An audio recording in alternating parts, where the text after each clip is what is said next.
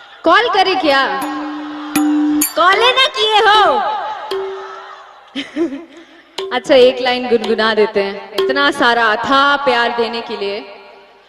Hello hi बाबू कैसे हो मेरे सोना,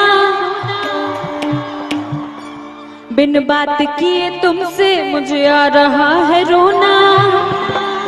आप लोग अपने अपने गर्लफ्रेंड से इरिटेट होते हैं कि नहीं? मन करेला मोबाइल कुछ दी। खैर मेरा वो समय पार हो गया, आप लोग का मन करता है ना।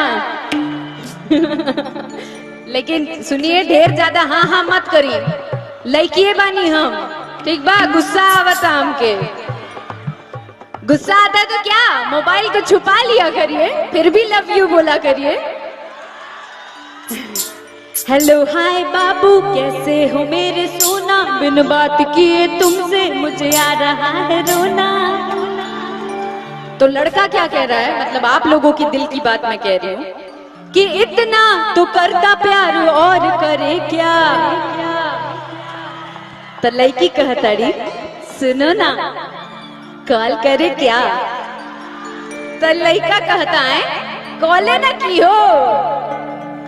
लास्ट में लड़की इतना ना चिड़चिड़ा देती है, एंड में बोलती है हम वीडियो कॉल ना कह रहे थे। तो लड़का बुक्का निकला कि लड़की? लड़का ना, क्यों लड़का निकला? लड़का समझा क्यों? क्यों नहीं समझा? क्यों नहीं समझेगा? चलिए इतना हाँ प्यार देने के लिए थैंक यू।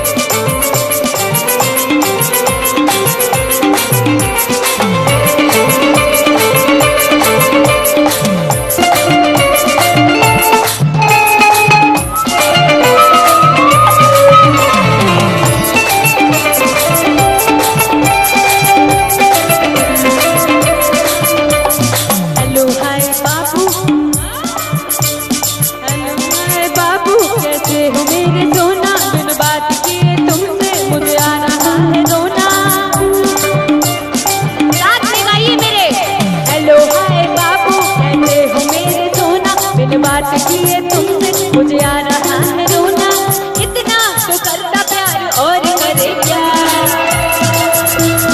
इतना तो करता प्यार और करे क्या। सुनो ना कॉल करे क्या, कॉल करे क्या, कॉल ना की हो ना ना ना। अरे कॉल करे क्या, कॉल ना की हो ना ना ना। अरे कॉल करे क्या, कॉल ना की हो।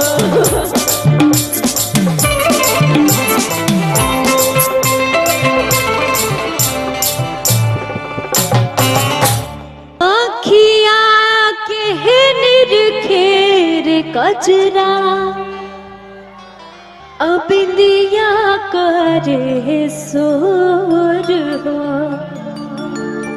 आखिया के निरखेर कजरा अबिंदिया करे सोर हो।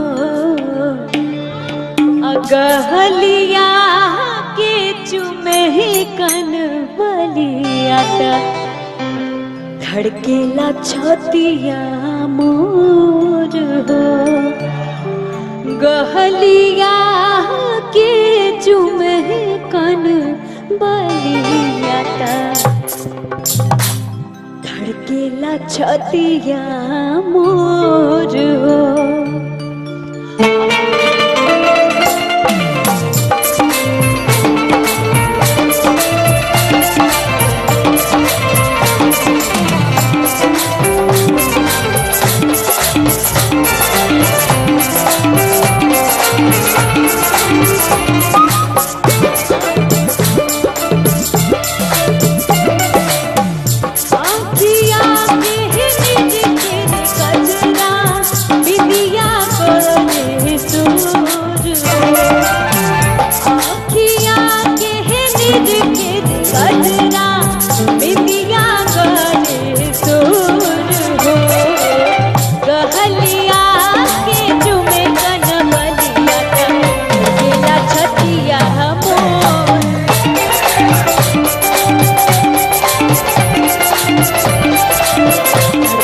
छतिया मोर हो।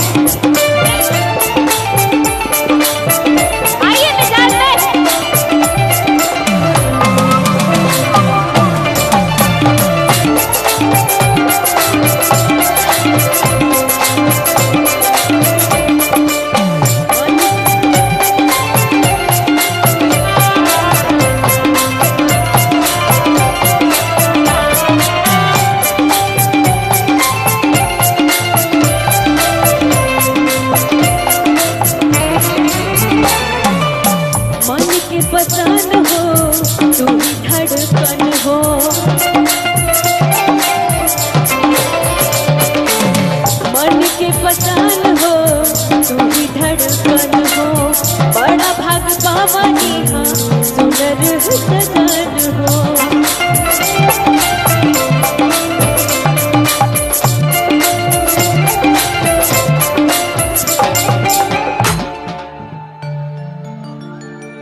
बहुत भाव वाली लाइन है ये कि लड़की कहताड़ी अपन मर्द से, होखे वाला मर्द से, चाहे मर्द से, मान ला जौन माने के बाप माना, कि मन के पसान हो आ तू ही धड़कन हो, कि भरा बड़ा भाग पावनी हाँ सुनर सजन हो। मन के पसान हो तू ही धड़कन हो, बड़ा भाग पावनी हाँ सुनर सजन हो।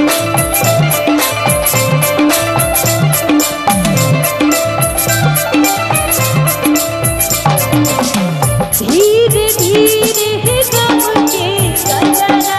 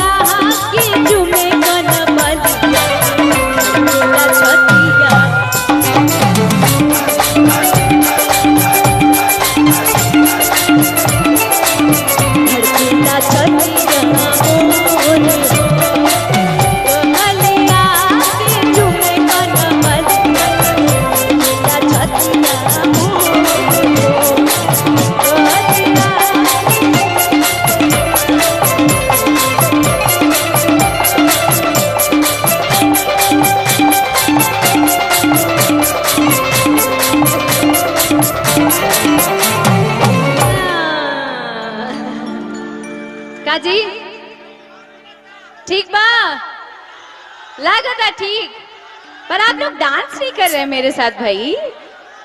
हाँ, यस यस यस।